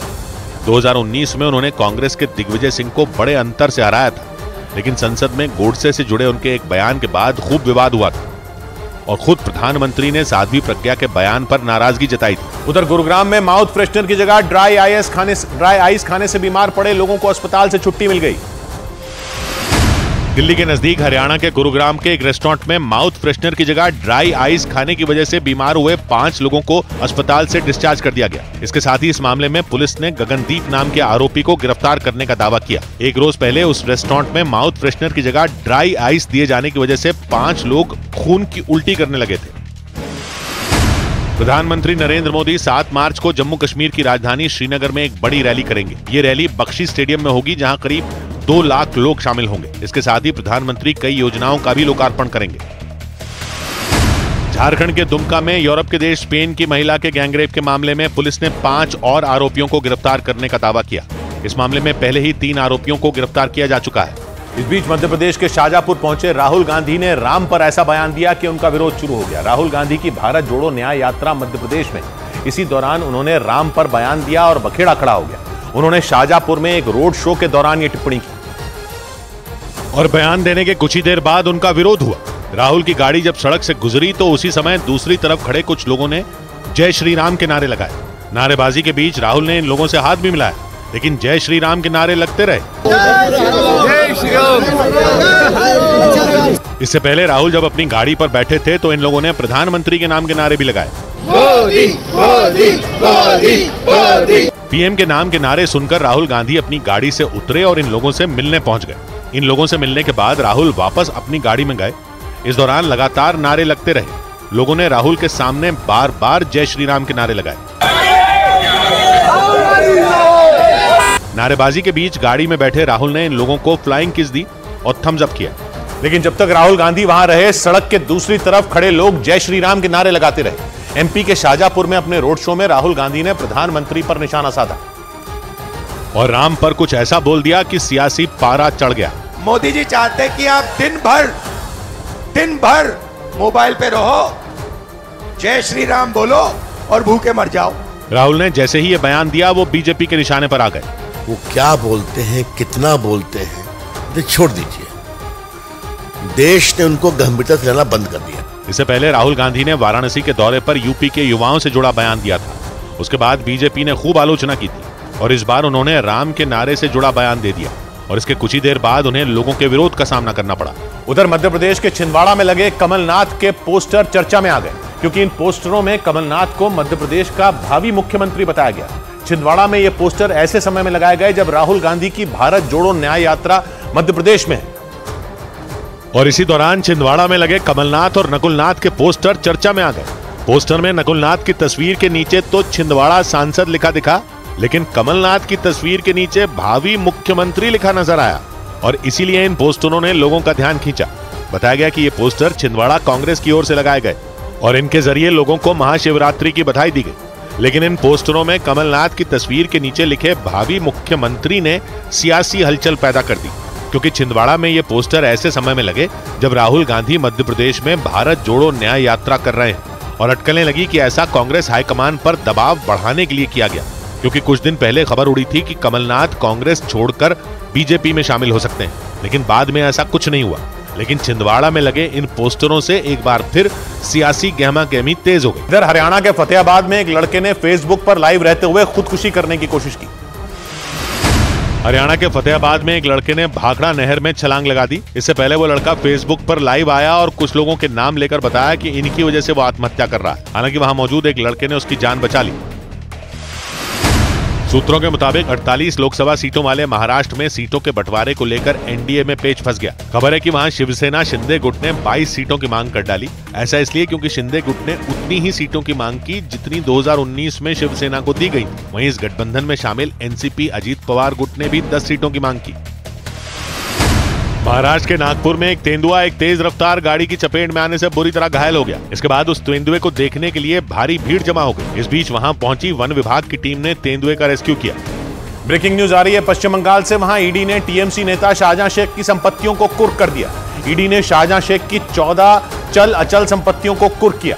ईडी ने उनके 2 बैंक खाते भी सीज कर दिए। ईडी के सूत्रों के मुताबिक उन दोनों बैंक खातों में करीब 13 करोड़ रुपए जमा थे। शाहजहां शेख पर ईडी ने यह एक्शन पश्चिम बंगाल के कोलकाता और संदेश खाली में बनाई गई संपत्तियों पर लिया। और ईडी के बाद संदेश खाली केस में सीबीआई की भी एंट्री हो गई। कलकत्ता हाई कोर्ट ने ईडी की टीम पर हुए हमले का केस सीबीआई को सौंप दिया। इसके बाद बिना देर किए सीबीआई के अधिकारियों की एक टीम कोलकाता में पुलिस मुख्यालय पहुंच गई ताकि केस से जुड़ी औपचारिकताएं पूरी की जा सकें। सीबीआई के अधिकारियों की गाड़ी शाम होते ही पश्चिम बंगाल पुलिस के मुख्यालय पहुंच गई। गाड़ी के पास मीडिया के कैमरे पहुंचे तो अधिकारियों ने गले में लटका सीबीआई का आई कार्ड भी दिखाया।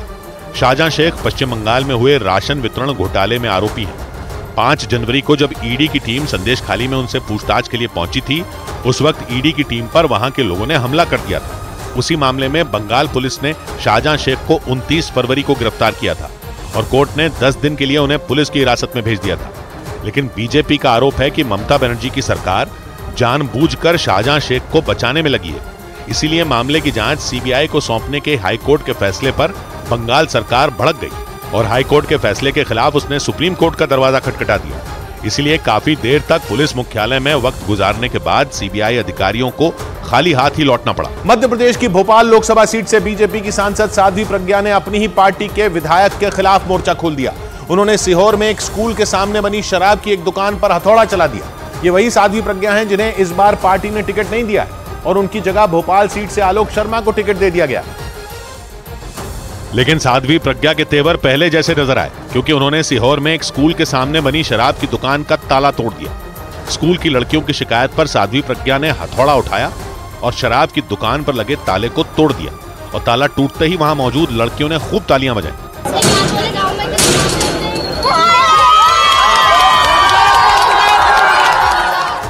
हथौड़े से पहले साध्वी प्रज्ञा ने ताला तोड़ने के लिए पत्थर उठाया, लेकिन तब तक एक लड़की हथौड़ा ले आई। इस हथौड़े से उन्होंने ताले पर तब तक मारा जब तक वो टूट नहीं गया। लेकिन इससे पहले साध्वी प्रज्ञा को ताला तोड़ने से रोकने की कोशिश की गई। पुलिस वालों ने उन्हें समझाया। एक पुलिस वाले ने तो हाथ तक जोड़ दिया।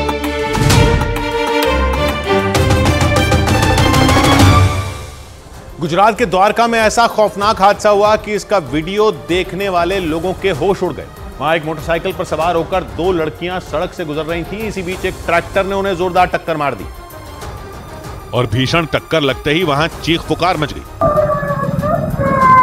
हादसे से कुछ देर पहले वीडियो में वो ट्रैक्टर सड़क पर धीमी रफ्तार से चलता नजर आया। इस दौरान वो दोनों लड़कियां भी उस मोटरसाइकिल पर सवार होकर आगे बढ़ती दिखी। तभी ड्राइवर ने अपने दाहिने तरफ मुड़ने के लिए उस ट्रैक्टर को थोड़ा घुमाया और टर्न लेने की कोशिश करता दिखा। इस बीच वो लड़कियां भी अपनी बाईं ओर जाने के लिए मोटरसाइकिल को मोड़ती दिखाई दी।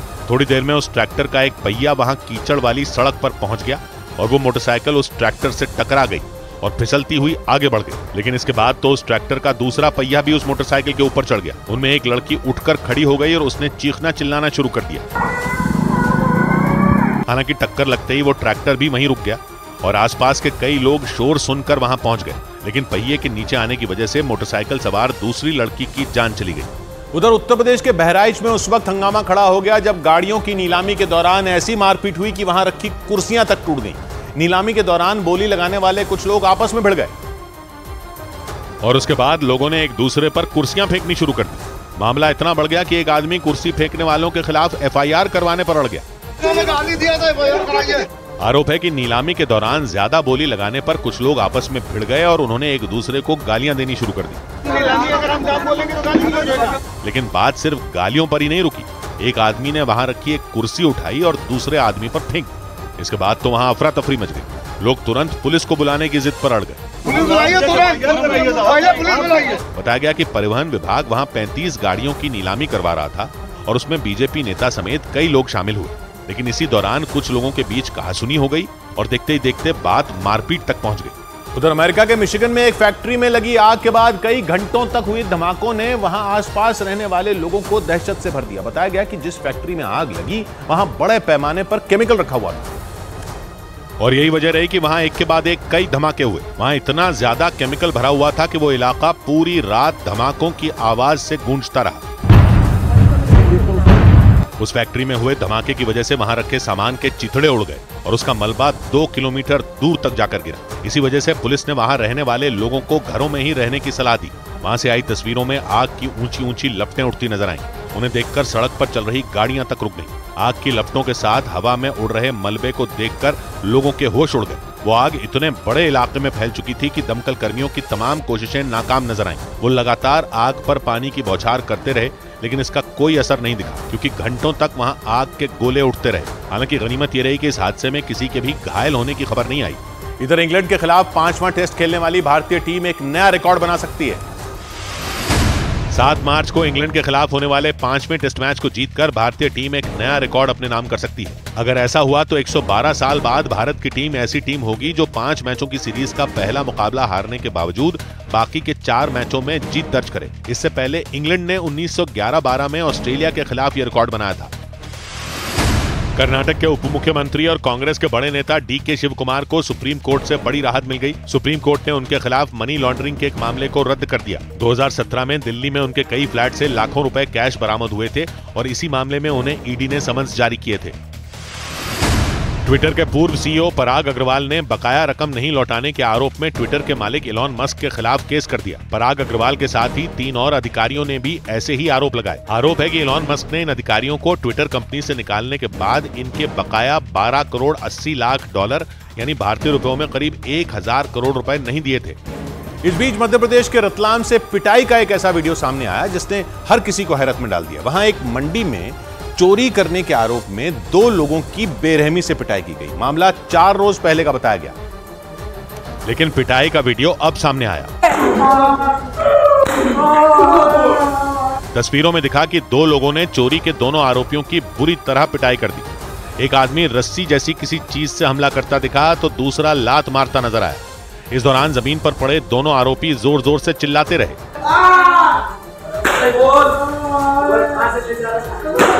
तस्वीरों में आसपास कुछ लोग खड़े दिखाई दिए, लेकिन किसी ने भी पिटाई करने वाले लोगों को रोकने की कोशिश नहीं की। बताया गया कि जिन लोगों को पीटा गया था उन पर रतलाम की आलोट कृषि मंडी में सोयाबीन चुराने के आरोप लगे थे। ये मामला 1 मार्च का बताया गया। तब तो ये चोरी का मामला होने पे मामला कायम करके गिरफ्तारी हो गई थी। लेकिन पिटाई का वीडियो वायरल होने के बाद पुलिस ने आरोपियों से बेरहमी करने वालों के खिलाफ भी एक्शन की तैयारी शुरू कर दी। उधर फ्रांस अबॉर्शन का संवैधानिक आधार देने वाला दुनिया का पहला देश बन गया। फ्रांस की संसद में इससे जुड़े बिल के पक्ष में 780 और विरोध में केवल 2 वोट पड़े। और जैसे ही फ्रांस की संसद में यह बिल पास हुआ, पूरा सदन तालियों की गड़गड़ाहट से गूंज उठा। फ्रांस के सांसदों ने तालियां बजाकर यह खुशी इसलिए मनाई क्योंकि फ्रांस में महिलाओं को अबॉर्शन का संवैधानिक अधिकार मिल गया और ऐसा करने वाला फ्रांस दुनिया का पहला देश बन गया। और फ्रांस की संसद से सड़क तक इसी बात का जश्न मना। आईफिल टावर भी जगमगा उठा। वहां जुटी महिलाओं ने जश्न मनाया और रंग उड़ाया। आईफिल टावर के पास इकट्ठा हुई महिलाओं ने फ्रांस की संसद से आने वाली सीधी तस्वीरें देखी और जैसे ही फ्रांस में महिलाओं को अबॉर्शन का संवैधानिक अधिकार मिला, जश्न शुरू हो गया। इस बिल को पास करने से पहले फ्रांस में एक सर्वे करवाया गया था और 85% लोगों ने अबॉर्शन का संवैधानिक अधिकार मिलने की मांग की थी। पिछले साल भारत में भी अबॉर्शन के अधिकार से जुड़े कानून में बदलाव किए गए थे और अविवाहित महिलाओं को 24 हफ्ते तक अबॉर्शन का अधिकार दिया गया था। इस बीच इलॉन मस्क से दुनिया के सबसे अमीर आदमी होने का तमगा छिन गया। अमेज़न के संस्थापक जेफ बेजोस एक बार फिर दुनिया के सबसे अमीर आदमी बन गए। उन्होंने ब्लूमबर्ग की सबसे अमीर लोगों की लिस्ट में पहले पायदान पर मौजूद इलॉन मस्क को पछाड़ दिया। इलॉन मस्क की कंपनी टेस्ला के शेयर 7.2% गिरने के बाद वो इस लिस्ट में गिरकर दूसरे नंबर पर आ गए। गुजरात के जामनगर में अनंत अंबानी और राधिका मर्चेंट के प्री वेडिंग सेलिब्रेशन के बाद रिलायंस इंडस्ट्रीज के सीएमडी मुकेश अंबानी अपनी मां कोकिलाबेन अंबानी के साथ द्वारका के जगत मंदिर पहुंचे। वहां उन्होंने भगवान कृष्ण की पूजा करने के बाद जामनगर की जनता का आभार भी जताया। જામનગર વાસીઓને ખાસ થેન્ક યુ કહેવાનું, કારણ કે એમના સહયોગ વિના જામનગર હવે ઇન્ટરનેશનલ મેપ ઉપર આવી ગયું છે અને આ દ્વારકાધીશના આશીર્વાદ વગર થાય। आईआरसीटीसी ने चलती ट्रेन में लोगों तक खाना पहुंचाने के लिए ऑनलाइन खाना डिलीवर करने वाली कंपनी स्विगी के साथ एक डील साइन कर ली। इसके बाद लोग बेंगलुरु, भुवनेश्वर, विशाखापट्टनम और विजयवाड़ा स्टेशन में इसके जरिए खाना मंगा सकेंगे। आईआरसीटीसी ने उम्मीद जताई कि अगले 6 महीनों में वो स्विगी के साथ मिलकर 59 स्टेशनों पर यह सुविधा शुरू करेगी। उधर कैरिबियाई देश हेती में जेल से भागे कैदियों ने कोहराम मचा दिया। न्यूज एजेंसी रॉयटर्स के मुताबिक जेल तोड़कर भागे कैदियों ने हेती में एयरपोर्ट और सरकारी इमारतों पर कब्जे की कोशिश की। 3 दिन पहले वहां भयानक हिंसा के बाद करीब 4000 कैदी जेल तोड़कर भाग निकले थे।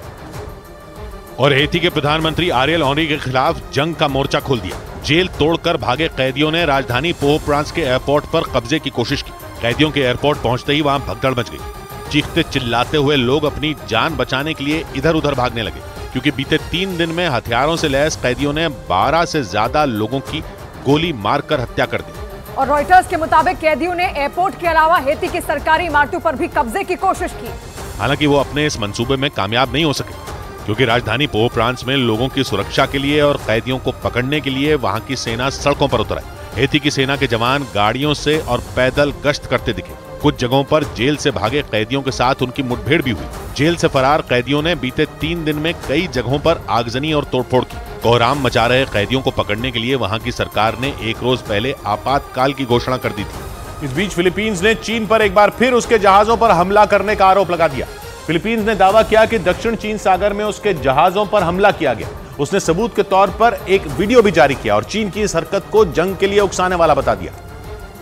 क्योंकि चीन ने फिलीपींस के 2 जहाजों को निशाना बनाया। तस्वीरों में दिखा कि चीन के कोस्ट गार्ड के एक जहाज ने फिलीपींस के एक जहाज को टक्कर मार दी। इस दौरान फिलीपींस के उस जहाज पर मौजूद उसके कोस्ट गार्ड के जवानों ने इस टकराव को रोकने की पूरी कोशिश की। यही वजह रही कि दोनों जहाज एक दूसरे को धकेलते हुए दूर चले गए। लेकिन फिलीपींस ने दावा किया कि इस टक्कर के कुछ देर बाद ही उसके माल ढोने वाले एक जहाज को भी रोकने की कोशिश हुई। आरोप लगा कि चीन के कोस्ट गार्ड ने उस जहाज के ऊपर 2 तरफ से पानी की बौछार कर दी। फिलीपींस की समुद्री सीमाओं की रक्षा करने वाले कोस्ट गार्ड के मुताबिक वो जहाज समंदर में तैनात अपने जवानों के लिए खाने पीने का सामान लेकर जा रहा था। लेकिन दक्षिण चीन सागर को अपनी जागीर समझने वाले चीन ने उसे घेर लिया और उस पर पानी की बौछार कर दी। चीन और फिलीपींस के बीच ये टकराव दक्षिण चीन सागर में मौजूद स्प्रैटली आइलैंड्स के करीब हुआ। इस विवादित इलाके को चीन, ताइवान, वियतनाम और फिलीपींस अपना बताते हैं, लेकिन चीन अपनी ताकत के दम पर दूसरे देशों के दावों को दबाने की कोशिश करता है। उधर अफ्रीकी देश लीबिया के कोस्ट गार्ड के जवानों पर आरोप लगा कि उन्होंने शरणार्थियों से भरी एक नाव पर हमला कर दिया। न्यूज एजेंसी रॉयटर्स के मुताबिक भूमध्य सागर से गुजरते वक्त उस नाव पर गोलियां बरसा दी गईं। और इसकी वजह से नाव पर सवार शरणार्थियों ने समंदर में छलांग लगा दी। तस्वीरों में दिखा कि जान बचाने के लिए वो लोग गहरे पानी में तैरते नजर आए। रॉयटर्स के मुताबिक करीब 80 शरणार्थियों को लेकर वो नाव लीबिया के उत्तरी तट से भूमध्य सागर के रास्ते यूरोप के लिए रवाना हुई थी। इसी दौरान भूमध्य सागर में शरणार्थियों की तलाश और बचाव का काम करने वाली जर्मनी की SOS ह्यूमैनिटी नाम की संस्था ने उनका रेस्क्यू करने की कोशिश की, लेकिन आरोप लगा कि लीबिया के कोस्ट गार्ड के जवानों ने वहां पहुंचकर गोलीबारी शुरू कर दी, जिसकी वजह से जान खतरे में देखकर नाव पर सवार लोग समंदर में कूद गए। हालांकि रॉयटर्स के मुताबिक SOS ह्यूमैनिटी ने पानी में कूदे 77 शरणार्थियों की जान बचा ली, लेकिन एक आदमी की डूबने से मौत हो गई। इस बीच राष्ट्रपति चुनावों में अपनी दावेदारी ठोक रहे डोनाल्ड ट्रंप को वहां की सुप्रीम कोर्ट ने राहत दे दी। अमेरिका की सबसे बड़ी अदालत ने वहां के पूर्व राष्ट्रपति डोनाल्ड ट्रंप को राष्ट्रपति पद के लिए चुनाव लड़ने की अनुमति दे दी। वहां के कोलोराडो राज्य की कोर्ट ने कैपिटल हिल हिंसा मामले को आधार बनाते हुए ट्रंप के चुनाव लड़ने पर बैन लगा दिया था। हालांकि वहां की सुप्रीम कोर्ट ने इस फैसले को पलट दिया। रिजर्व बैंक ने फिनकेयर स्मॉल फाइनेंस बैंक और एयू स्मॉल फाइनेंस बैंक को मर्ज करने की अनुमति दे दी। नए समझौते के बाद फिनकेयर की ब्रांच एयू एसएफबी के नाम से काम करेंगी। ये डील 1 अप्रैल से लागू हो जाएगी। इलॉन मस्क ने अमेरिका में शरणार्थियों को पनाह देने के फैसले पर अमेरिकी राष्ट्रपति बाइडेन को निशाने पर लिया। उन्होंने बाइडेन को यह चेतावनी दी कि करीब 3 लाख से ज्यादा शरणार्थियों को अमेरिका में जगह देना 9/11 हमले से भी ज्यादा खतरनाक हो सकता है। उन्होंने आरोप लगाया कि बाइडेन ने चुनाव में जीतने के लिए यह फैसला लिया। उधर यूक्रेन ने काला सागर में गश्त कर रहे रूस के एक जंगी जहाज पर हमला कर उसे तबाह करने का दावा किया। यूक्रेन की मीडिया के मुताबिक उस जहाज पर आत्मघाती ड्रोन से ताबड़तोड़ हमले किए गए और इस हमले का जो वीडियो जारी किया गया उसमें उस जंगी जहाज पर भयंकर विस्फोट होता दिखाई दिया। समंदर में गश्त कर रहे उस जहाज के अगले हिस्से पर हमला किया गया। इसके बाद उसके ऊपर आग का एक बहुत बड़ा गोला नजर आया। इससे पहले कि वो जहाज इस ड्रोन हमले से संभल पाता, इतने में उस पर दूसरा आत्मघाती ड्रोन आकर फट गया। यूक्रेन ने दावा किया कि तस्वीरों में दिख रहा ये युद्धपोत रूस का था, जिसे ड्रोन हमले में बर्बाद कर दिया गया। दावा किया गया कि इस जंगी जहाज पर उस वक्त हमला किया गया जब वो रूस और क्राइमिया को जोड़ने वाले कर्च ब्रिज के पास पेट्रोलिंग कर रहा था। लेकिन यूक्रेन की सेना ने आत्मघाती ड्रोन हमला कर उसे भारी नुकसान पहुंचाने का दावा किया। हालांकि रूस की ओर से इस हमले की पुष्टि नहीं की गई। उधर रूस से जारी जंग के बीच यूक्रेन की फौज ने उसके कई टैंकों को एक साथ तबाह करने का दावा किया। यूक्रेन के रक्षा मंत्रालय के मुताबिक उसकी ड्रोन ब्रिगेड रूस के टैंकों के लिए काल बन गई और उसने 2-4 नहीं बल्कि रूस के 1 दर्जन से ज्यादा टैंकों को एक ही दिन में बर्बाद कर दिया। इस हमले की जो तस्वीरें जारी की गई उनमें यूक्रेन की ड्रोन ब्रिगेड के कई जवान एक साथ हमला करते दिखे। बम के साथ उड़ान भरने के बाद यूक्रेन के ड्रोन दुश्मन की तलाश में निकल पड़े। ड्रोन में लगे कैमरों की मदद से यूक्रेन के सैनिकों ने दूर से ही रूस के उन टैंकों को ढूंढ निकाला। इसके बाद उन्हें एक एक कर तबाह करने का काम शुरू किया गया। ड्रोन से बम गिरने के बाद उन टैंकों में जोरदार धमाके होते दिखाई दिए। तस्वीरों में दिखा कि दुश्मन के टैंकों को बर्बाद कर यूक्रेन के वो ड्रोन सही सलामत लौट आए। यूक्रेन के रक्षा मंत्रालय ने इस हमले में रूस के 1 दर्जन से ज्यादा टैंकों और उनमें मौजूद सैनिकों को मार गिराने का दावा किया। हालांकि यूक्रेन की ओर से यह नहीं बताया गया कि यह हमला उसके किस इलाके में किया गया। उधर डीएमके सांसद ए राजा ने भारत और सनातन पर विवादास्पद बयान दे दिया। एक कार्यक्रम के दौरान उन्होंने भारत को एक देश मानने से इनकार कर दिया। इंडिया எப்போதும் ஒரு நாடு அல்ல, ஒரே நாடுனா ஒரே மொழி, ஒரே பண்பாடு, ஒரே கலாச்சாரம் இருந்தால் ஒரு நாடு। लेकिन ए राजा के बयान पर बीजेपी बुरी तरह भड़क गई। केंद्रीय मंत्री अनुराग ठाकुर ने ए राजा को टुकड़े टुकड़े गैंग का सदस्य बता दिया। ये सब वो लोग हैं जो हिंदी को गाली निकालते हैं, हिंदुस्तान को खत्म करने की बात करते हैं, टुकड़ों टुकड़ों में देखते हैं, टुकड़े टुकड़े गैंग का समर्थन करते हैं। इधर चीन ने अपने रक्षा बजट में बढ़ोतरी करने का फैसला ले लिया। अमेरिका, भारत, फिलीपींस और ताइवान से चल रहे तनाव के बीच चीन ने अपने रक्षा बजट में रिकॉर्ड बढ़ोतरी कर दी। चीन ने अपना रक्षा बजट 7.2% बढ़ाकर इसे $23,200 करोड़ यानी भारतीय रुपयों में करीब 19 लाख करोड़ रुपए कर दिया। भारत के मुकाबले चीन का रक्षा बजट 3 गुना ज्यादा है। केंद्र सरकार ने मोबाइल फोन और इंटरनेट के जरिए की जाने वाली ठगी से निपटने के लिए चक्षु नाम का पोर्टल लॉन्च किया। केंद्रीय मंत्री अश्विनी वैष्णव ने भरोसा दिया कि इस पोर्टल के जरिए लोग अपने साथ होने वाली ठगी या फिर ठगी की कोशिश की शिकायत दर्ज करा पाएंगे। बेंगलुरु में पीने के पानी की समस्या को देखते हुए वहां की कई सोसाइटियों ने पानी की सुरक्षा के लिए गार्ड तक तैनात करने का फैसला कर लिया। इसके साथ ही कोई भी आदमी पानी का दुरुपयोग करता है तो उस पर 5,000 रुपए का जुर्माना भी लगाया जाएगा। बेंगलुरु जल बोर्ड पिछले 4 दिन से पानी की सप्लाई नहीं कर रहा है। इधर चेन्नई से लूट का एक ऐसा मामला सामने आया जिसने लोगों को दहला कर रख दिया। वहां 4 लड़कों के गैंग ने यूपी के रहने वाले एक लड़के पर हमला बोल दिया और उसका मोबाइल फोन छीनने के दौरान उस पर चाकू से ताबड़तोड़ वार किए। इस खौफ से भर देने वाली घटना की जो तस्वीरें सामने आई उनमें यूपी का रहने वाला वो लड़का अपने एक साथी के साथ एक सड़क से गुजरता दिखाई दिया। ठीक उसी वक्त वहां मौजूद कुछ लड़कों ने दोनों को रोका।